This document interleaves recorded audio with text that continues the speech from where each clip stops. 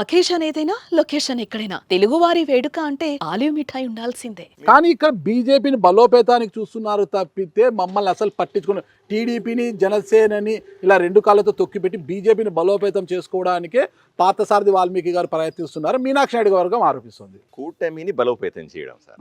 దాంట్లో బీజేపీ ఉంది, దాంట్లో తెలుగుదేశం జనసేన ఉన్నాయి. ఇప్పుడు కూటమికి 53% ఓట్లు ఉన్నాయి సార్. కూటమి ఆలోచన విధానం ఏంటి? 53% ఉన్న ఓట్లని 65% తీసుకుపోవాలి సార్. ఎట్లా తీసుకుపోతారు చెప్పండి? వైఎస్ఆర్సీపీ పార్టీలో ఉన్నట్టు 40% ఓట్లలో గండి కొడితే తప్ప మేము మా ఓట్ల శాతాన్ని పెంచుకోలేం కదా. గండి సరిపోదా, ఇంకా గండి ఓటలా? లేదు సార్, కూటమి బలం పెంచుకోవాలి కదా సార్. ఇప్పుడు నేను తెలుగుదేశం పార్టీలో నుంచి తెచ్చుకున్నా, తెలుగుదేశం వాళ్ళు బీజేపీ నుంచి తీసుకున్నా, జనసేన తీసుకుంటే మేమే ఆ 53%లోనే ఉంటాం. మాకు అది కాదు కావాల్సింది. 53% 65% కావాలంటే వైఎస్ఆర్సీపీ పార్టీలో ఉన్న నాయకుల్ని, కార్యకర్తల్ని కన్విన్స్ చేసుకోవాలి. వాళ్ళు కూడా మా ఆలోచన విధానం నచ్చాలి, నచ్చేలాగా మనం ప్రవర్తించాలి. వాళ్ళని పార్టీలోకి తెచ్చుకొని క్యాడర్ని బిల్డ్ చేసుకోవాలి. క్యాడర్ని బిల్డ్ చేయడం అంటే మీకోసరము, మీ గెలుపు కోసరము కృషి చేసిన వారికి కాకోకుండా వైసీపీలో పనిచేసిన, మండలాధ్యక్షుడిగా పనిచేసిన అది పంపాపతి అనుకుంటా, వాళ్ళ కుమారుడు మధుని ఇక్కడికి తీసుకొని వచ్చి ఆయనకు బియ్యం సరఫరా, చౌక బియ్యం సరఫరా కాంట్రాక్ట్ ఇవ్వడము, ఇలాంటివి ఇవ్వడమేనంటారా? అంటే ఈ పార్టీలో పనిచేసిన వారు కాకుండా అవతల నుంచి లిఫ్ట్ చేసుకొచ్చి, యువతలకు వచ్చిన పారాషూట్ వేసుకొని వచ్చిన నాయకులకి లిఫ్ట్ ఇవ్వాలని అలాంటి కాంట్రాక్టర్లు ఇవ్వడం అంటారా? పంపాపతి గారు ఎంపీపీ, ఆయన మా పార్టీలోకి వచ్చాడు అంతే. గిఫ్ట్ ఇచ్చారంట కదా బియ్యం గిఫ్ట్ లేదు. ఒకటే సార్, నేను అవినీతి పరుని కాదు, నేను ఎక్కడా కూడా ఎటువంటి తప్పు చెయ్యను. ఎటువంటి అవినీతి లేకోకుండే పంపాపతి కొడుకు మధుకి ఎందుకు బియ్యం కాంట్రాక్ట్ ఇచ్చారు? నెల నెల పార్థసారథి గారికి మామూలు అందడం లేదని ఆ రెండు వర్గాలు ఆరోపిస్తున్నాయి. సహజంగానే రాజకీయాల్లో నేను ఇంత నిక్కచ్చిగా ఉన్నప్పుడు నా మీద ఆరోపణలు రావడం సహజమే. దాన్ని నిరూపించబడాలి కదా. నేరుగా మీ మీద నిరూపించడం లేదు, మీ అనుచరుడు డాక్టర్ కిరణ్ ద్వారా మొత్తం వ్యవహారం అంతా నడుస్తోంది. ఆదోనిలో కోడిగుడ్ల సరఫరా దగ్గర నుంచి, బియ్యం సరఫరా దగ్గర నుంచి, కంకర అదే మట్టి విషయంలో, ఇసుక విషయంలో అన్నిట్లో కూడా కిరణ్దే పై చెయ్యి, కిరణ్ ఏం చెప్తే అది జరుగుతుంది. సాధారణంగా ఏమవుతుందంటే సార్, కిరణ్ అనే వ్యక్తి, మీకు ఇంతకుముందు కూడా నేను ఇంతకుముందు చెప్పాను, నేను నాకు ఈ ఊరికి వస్తే కనీసం ఇల్లు కూడా దొరకకుండా చేసిన దుర్మార్గుడు సాయిప్రసాద్ రెడ్డి. ఆ సమయంలో ఎక్కడా లేను, హోటల్లో ఉండలేక నానా బాధలు పడుతున్న సందర్భంలో డాక్టర్ కిరణ్ గారు ఆయన ఇంట్లో నాకు ప్లేస్ ఇచ్చాడు అంతే. నేను వాళ్ళ ఇంట్లోనే ఉండి గెలిచాను, చిన్న రూమ్ లో ఉండి గెలిచాను సంతోషంగా.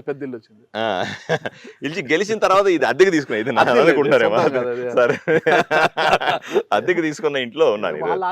బాగానే ఆదాయం ఉందంటే మంచి ఇల్లు కట్టాలి అనుకున్నాను సార్. నేనేమి లేక రాలేదు కదా సార్, నేను కొంచెం కొద్దో గొప్ప డాక్టర్ గా ఉన్నాను. డాక్టర్ పార్థ డెంటల్ ఆసుపత్రుల గురించి అందరికి తెలిసిందే, ఉభయ తెలుగు రాష్ట్రాలకు తెలిసిందే. కానీ రాజకీయాల్లోకి వచ్చిన మన జోబి డబ్బు కాకుండా అప్పుడంటే నాకు డబ్బులు వచ్చేవి, అంటే అప్పుడంటే నాకు ఇల్లు ఇచ్చేవాళ్ళు కాదు, ఇప్పుడు కనీసం ఇల్లు ఇస్తారు, డబ్బులు ఇస్తే అంతే తేడా, అంత మించి ఏమీ లేదు. ఆ డాక్టర్ గారు వచ్చిన తర్వాత నన్ను ఆశ్రయించిన డాక్టర్ నేచురల్ గా ఆయన మీద సర్వసాధారణంగా ఫోకస్ ఉంటుంది, జనాలు విపరీతంగా దాని మీద కన్ను ఉంటుంది. ఏదో రకంగా ఆయన్ని, నన్ను ఇబ్బంది పెట్టాలనే ప్రయత్నం చేస్తూ ఉంటారు. నన్ను బ్లేమ్ చేయడానికి ఎటువంటి ఆధారాలు ఏమి లేవు. సో మిగిలింది ఆ మనిషి నా పక్కన, వాళ్ళ ఇంట్లో ఉన్నవాడిని నేను, నాకు సన్నిహితుడు, వాళ్ళ కుటుంబంతో మంచి సంబంధం ఉంది. నేచురల్ ఆయన్ని బ్లేమ్ చేస్తారు, అటువంటి సహజమే, అది మామూలుగానే. ఇప్పుడు ఎవరైతే ఇంట్లో ఉంటాం, మనం ఉన్నామనుకో, మన పిఎని బ్లేమ్ చేస్తారు, మనతో పాటు తిరిగే వాళ్ళని బ్లేమ్ చేస్తారు, లేదా మన స్నేహితుల్ని బ్లేమ్ చేస్తారు. ఆయనకి ఎలాంటి మరకలు లేరంటారా? ఏమీ లేవు పాపం. మీరు చూడండి చరిత్రలో, పోనీ ఈ రోజు కూడా చూడండి, ఆయన పాపం హాస్పిటల్కి వెళ్తాడు, ఇంట్లో ఉంటాడు, హాస్పిటల్, కానీ నాకు సన్నిహితుడు, ఎందుకు నన్ను ఇంట్లో పెట్టుకున్నాడు కదా కదా. నేను ఆ మాత్రం కృతజ్ఞత లేకపోతే అందరినీ, ఆ కృతజ్ఞతతో ఇవన్నీ ఇచ్చారు, మొత్తం ఆయన వ్యవహారాన్ని చక్కబెట్టే పని ఆయనకి ఇచ్చారు. ఆ కృతజ్ఞతతో ఆయనకి అంత శక్తి సామర్థ్యాలు ఉండవండి పాపం. అన్న క్యాంటీన్ అజెండాలో పెట్టమన్నారు కదా, దాన్ని ఎందుకు మీరు రిజెక్ట్ చేశారంటే పాపం? అన్న క్యాంటీన్ రిజెక్ట్ చేయడం కాదు సార్. ఇప్పుడు అన్నా క్యాంటీన్ మీద విపరీతమైన ఆరోపణలు వచ్చిన సందర్భంలో, అయ్యా నేను చెప్పాను, మనం ట్రాన్స్పరెంట్గా ఉండాల్సిన అవసరం ఉంది, ఆదర్శంగా ఉండాల్సిన అవసరం ఉంది, దాని నాణ్యతను పరిశీలించి పెడితే అందరూ నోరు మూసుకుంటారు, ఎవడు కూడా నోరెత్తకుండా చేయాలన్నది నా ఆలోచన. ఇప్పుడు ఇన్ని ఆరోపణలు వస్తున్నాయి సార్, మీరు చెప్పిన ఇన్ని ఆరోపణలు ఉన్నాయి, ఇన్ని ఆరోపణలకు నేను స్వచ్ఛంగా బయటపడుతున్నాను కదా, అదే విధంగా దాన్ని కూడా బయటపడాలి మా వాళ్ళకి చెప్తా ఉన్నా. మీనాక్షి నాయుడు గారు బామర్ది గారు అది ఎంత నిర్వహణ బాధ్యతలు తీసుకుంటామన్నారు కదా, ఏదో పెద్ద మనసు చేసుకొని ఇచ్చేస్తే బాగుంటాడ, మీకు సంతోషంగా ఉంటారు కదా మీరు కూడా. సార్ ఇప్పుడు ఆలోచన, కూటమిలో ఉన్న మీనాక్షి నాయుడు గారి మీద ఆరోపణలు వచ్చిన నా మీద వచ్చినట్టే కదండి. నేనే కదా ఇక్కడ ఎమ్మెల్యేగా ఉంటాను. నేను వాళ్ళకి చెప్పింది, నేను ఎక్కడ వాళ్ళని ఏమి అనలేదండి, ఎక్కడ ఇబ్బంది పెట్టలేదు. అయ్యా నాణ్యత పరిశీలించి మీడియాని తీసుకెళ్ళి చూపెట్టి పద్ధతిగా చేస్తే అన్నీ బాగుంటాయి, మనకు కూడా మంచి పేరు వస్తుంది అని చెప్పానండి. అంతమించి ఏమీ చెప్పలేదు.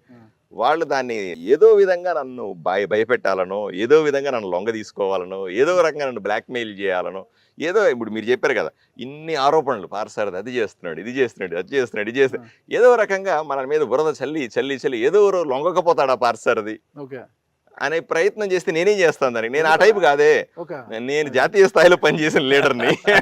నాకు గల్లీ పాలిటిక్స్ చాలా సులభంగా చేయగలుగుతాను. లొంగ తీసుకోవడం అట్లా నేను అట్లా కూడా ఎప్పుడు ప్రయత్నం చేయను.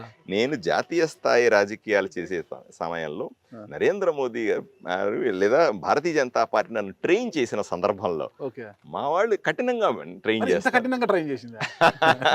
భారతీయ జనతా పార్టీ సిద్ధాంతాలు అలాగే ఉంటాయి సార్. నిలబడితే ప్రాణం పోయినా నిలబడమంటారు, అంతే తప్ప ఏ రోజు కూడా అన్కాంప్రమైజ్డ్ ఫైటే ఉంటుంది తప్ప. కేవలము మీనాక్షి నాయుడు గారు బామర్ది గారు నిర్వహణ బాధ్యతలు తీసుకుంటున్నారు కాబట్టే కక్ష గట్టి మీరు అంటున్నా క్యాంటీన్ విషయంలో కక్ష కట్టారు అంటున్నారు. నాకు రాజకీయ కక్షలే లేవు సార్. మీరు ఒకసారి గుర్తుపెట్టుకోవాలి, సాయి ప్రసాద్ రెడ్డి గారు ఎమ్మెల్యేగా ఉండి ఒక ఖాళీ జాగాని ఆక్రమించుకొని దాని మీద 4 అంతస్తుల ఇంద్రభవనాన్ని కట్టి దాన్ని వైఎస్ఆర్సీపీ పార్టీ ఆఫీస్ అని పేరు పెట్టి దాంట్లో ప్యాకాట్ ఆడిచ్చినాడు. ఆ రోజు కూడా నాకు తెలుసు ముక్కలే పట్టుకుంటే రాదంట. సరే అది నాకు తెలియదండి, నేను ఆయన పేక ముక్కలు పట్టుకుంటాడేమో నాకు తెలియదు, కానీ ప్యాక్ ఆడిచ్చింది వాస్తవం. ఈ ఊర్లో అందరికీ తెలుసు. నాకు మా ఇంటెలిజెన్స్ వాళ్ళు వీడియోలు పంపించారు, పైన ఉంది సార్ ప్యాకాట్ క్లబ్ అని. నేను ఎందుకు చూపిస్తా? అట్లాగా మళ్ళీ రాజకీయాలు అవుతాయి అంటే ఏదేమైనా సార్ అలా చేస్తున్న సందర్భంలో కూడా నేను మొత్తం డాక్యుమెంటరీ ఎవిడెన్స్ తీసుకుని పత్రికాముఖంగా సోషల్ మీడియాలో పెట్టి ప్రెస్ మీట్ పెట్టి చెప్పినాను, ఇది ఆక్రమించుకున్నటువంటి బిల్డింగు, ఇది పూర్తిగా అక్రమ కట్టడము, మున్సిపాలిటీ నుంచి నోటీస్ కూడా వెళ్ళింది ఆయనకి. అన్ని చేసినప్పటికి కూడా నేను ఎక్కడ కక్ష సాధింపు చేయలే ఆయన మీద. చట్టపరంగానే పోతాను. ఏ తొందరపాటు చేసినా సరే కక్ష ఈరోజు అనుకుంటారు నేనేదో మీనాక్షి నాయుడు గారి మీద కక్ష సాధిస్తున్నాను, నేనేదో సాయి ప్రసాద్ మీద కక్ష సాధిస్తున్నాను. లేదు సార్, నేను ప్రజల వైపున ఉంటాను అంతే. అంతకు మించి నాకు ఏ కక్షే ఉండదండి ఎవరి మీద. నేను ప్రేమిస్తాను సార్. సార్ ఆయన నాకు రాజకీయ ప్రత్యర్థి అంతే తప్ప నాకు అంతకు మించి ఏమీ తెలియదు. అంతకుమించి నేను ఎక్కువ ఆలోచన చేయను వ్యక్తి గురించి. ఇప్పుడు సాయి మీనాక్షి నాయుడు గారు అంటే ఆయన మా కూటమిలో ఉన్నటువంటి పెద్ద మనిషి అంతే తప్ప నాకు అంతకుమించి ఎక్కువ ఆలోచన చేయను ఆయన గురించి. కానీ నేను ప్రజల వైపు నుంచి నిలబడతాను, ప్రజల నుంచి మాట్లాడతాను, వాళ్ళ నోటుకొచ్చింది మాట్లాడుతా ఉన్నాడు. ఇప్పుడు తెలుగుదేశం పార్టీ వాళ్ళ బామర్ది ఆయన వీళ్ళు ఆయన నోటికొచ్చింది నాతో బురద ఎదులుతున్నారు, మాట్లాడుతూ ఉన్నారు. నాకేం ఇబ్బంది లేదు. టీడీపీలో 5 వర్గాలు ఉంటే 4 వర్గాలు మీకు అనుకూలంగా ఉంటే మీనాక్షి నాయుడు వర్గం మాత్రం ఎందుకు మీకు వ్యతిరేకంగా ఒక శత్రువులా మారిపోయారంటారు? అంటే నేను వాళ్ళకి లొంగలేదుగా. వాళ్ళు అడిగిన మిగతా వాళ్ళు లొంగాలి, వాళ్ళు ఏం అడగల నన్ను పాపం. వాళ్ళు ఇటువంటి ఏమి అడగల. వాళ్ళు ఎవరు ఆ స్థాయిలో ఇబ్బంది పెట్టే పరిస్థితి లేదు. వాళ్ళేదో రాజకీయాలు వాళ్ళు మామూలు రాజకీయాలు చేస్తారు అంతే తప్ప నాకు అది చేయాలి ఇది చేయాలని నువ్వు నేను చెప్పిన చోట గొంతెమ్మ కోరిక తప్పుడు ఆలోచనలు లేవు వాళ్ళకి ఎవరికి. మీరు వచ్చారు ఏదో సాధిస్తారు అని అందరూ అనుకుంటున్నారు, కానీ సాయి ప్రసాద్ రెడ్డి గారు కష్టపడి తెచ్చిన మెడికల్ కళాశాల కూడా ఈరోజు నిలబడిపోయింది. పనులు నిలిపేశారు, చంద్రబాబు నాయుడు గారి ఆదేశాల మేరకు నిలిపేశారు. ఇదేనా సాధించే ప్రగతి? సాయి ప్రసాద్ రెడ్డి గారు కష్టపడి ఒక డిగ్రీ కళాశాల తెస్తే ఆ డిగ్రీ కళాశాలకి ఇంతవరకే ఆయన భూమి పూజ కూడా చేయకుండా ఉన్నారు. ఆర్టీసీ కాంప్లెక్స్ కూడా నిలబెట్టేశారు, కమిషన్ల కోసం ఆ కాంప్లెక్స్ నిలబెట్టేశారు. ఇదేనా సాధించే ప్రగతి అని అవతల వర్గం నుంచి వస్తున్న వాదన. సాధారణంగా బురద జల్లినప్పుడు కడుక్కోవాలి, శుభ్రంగా కడుక్కునే అవకాశం ఇవ్వండి, అంత ఇంకేం లేదు. ఒకటి మెడికల్ కాలేజీకి సంబంధించి అది మెడికల్ కాలేజీ ఇప్పటికి కూడా 40% పూర్తయింది, 60% పూర్తి చేయాలి. ప్రభుత్వాన్ని డబ్బులు మళ్ళీ అడుగుతా ఉన్నాం. ప్రభుత్వ ఆలోచనలో 2-3 ఆప్షన్స్ తీసుకుంటుంది. పీపీ మోడల్లో పెట్టుకోవాలా లేకపోతే నార్మల్గా ఇట్లాగే గవర్నమెంట్ దీంట్లో చేయాలా అని ఆలోచన చేస్తా ఉంది. ప్రభుత్వం నిర్ణయం తీసుకుంటే 100% దాన్ని పూర్తి చేస్తాం. రెండోది మున్సిపల్ కాంప్లెక్స్కి సంబంధించిన నేను ఇంతకుముందు కూడా చెప్పానండి, 60-40 కుటుంబాల్లో ఆ సాయి ప్రసాద్ రెడ్డికి కుడిభుజం కాంట్రాక్టర్, దానికి 33 కోట్ల రూపాయలకు సంబంధించినటువంటి కాంట్రాక్ట్ అది. దాన్ని ఆయన కొంత పూర్తి చేశాడు. పూర్తి చేసిన తర్వాత గవర్నమెంట్ మరి ఊహించలేదు వాళ్ళు, ఇంకొకటి ఎమ్మెల్యేగా వస్తారని ఊహించలేదు. ఇప్పుడు నేను ఎలక్షన్ రాగానే మానేశారు పనులన్నీ కూడా, ఓకే. పనులు చేయట్లేదు. 4 కోట్ల రూపాయలు వ్యాపారస్తులు దాన్ని కట్టినప్పటికి కూడా పనులు పూర్తి చేయట్లేదు. నేను రిపీటెడ్గా అడుగుతాను, పూర్తి చేయండి, మాకు డబ్బులు ఇస్తే పూర్తి చేస్తాను. డబ్బులు ఇస్తే వాడు పారిపోతాడు ఓకే. కాంట్రాక్టర్, ఎందుకంటే అంత నాణ్యత లేకుండా కడుతున్నాడు దాన్ని. ఓకే. దాన్ని ప్రశ్నిస్తాం 100కి 100%. దాన్ని పూర్తి చేయమని అడుగుతాం. నాణ్యత పేరు చెప్పి మీకు రావాల్సిన నాకేం వాటాల వస్తుంది సార్? కోసమే నాకేం వాటా వస్తుంది సార్ డబ్బుతో దాంట్లో? మీకు భలేవాడు సార్, నాకు డబ్బేదే సార్.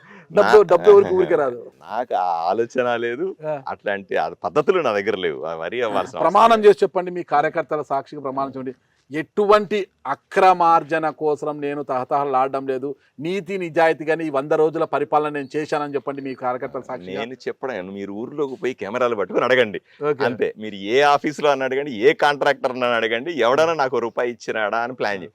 నేను ఒకటే ఎగ్జాంపుల్ చెప్తాను సార్. ఈ 10 రోజుల్లో ట్రాన్స్ఫర్ల కోసం నేను 250 లెటర్లు ఇచ్చాను సార్. ఈ లెటర్లు ఇచ్చిన 250 లిస్ట్ మీకు ఇచ్చేస్తాను సార్. పోయి ఎవరికైనా సరే, ఏ ఆఫీసర్కి నేను మా ఊర్లో పోస్టింగ్ కోసమైనా సరే, లేదా ట్రాన్స్ఫర్ కోసమైనా సరే, దేనికైనా ₹1 తీసుకున్నట్టుగా నిరూపించండి సార్. 250 నెంబర్లు ఇస్తాను, మీరు ఫోన్లో మాట్లాడండి. 200 వస్తారు కదా సాధారణంగా. అందరికి లెటర్ ఇస్తారు, ఎవరికైతే అందరికీ లేదు, ఎవరు అడిగితే, ఎవరు నాకు రీజనబుల్ గా అనిపిస్తే వాళ్ళకందరికి లెటర్ ఇచ్చానండి. ₹1 సంపాదించలేదు, నేను ₹1 తీసుకోలేదు ఎవరి దగ్గర. కాబట్టి క్రాస్ చెక్ చేసి, పోనీ ఈ ఊర్లో నేను ఛాలెంజ్, నేను వద్దు, మీరు సామాన్య మానవుడిగా కెమెరాలు తీసుకుపోయి అడగండి, ఎవరినన్నా దగ్గర ₹1 తీసుకున్నట్టు కానీ, ఎవరినన్నా వేధించినట్టు కానీ, ఎక్కడన్నా ఇబ్బంది పెట్టినట్టు కానీ, ఎక్కడన్నా కమిషన్ అడిగినట్టు కానీ, వ్యాపారంలో లావాదేవీలు అడిగినట్టు కానీ నిరూపించండి, నేను ఈ రోజే రాజీనామా చేస్తాను. ఏమనుమానం లేదు దాంట్లో. సో దాన్ని సార్ వాళ్ళ మీద దొంగ ప్రమాణాలు చేయాల్సిన అవసరం, ఆత్మసాక్షిగా ప్రమాణం చేస్తాను. ఆత్మసాక్షిగానే ప్రమాణం చేయండి. అదే ఆత్మసాక్షిగా ప్రమాణం చేస్తున్నాను, అదే మాట్లాడి చెప్తాను. సుమన్ టీవీలో మీ పర్సనల్ అండ్ బిజినెస్ ప్రమోషన్స్ కోసం కింది నెంబర్కి కాంటాక్ట్ చేయండి.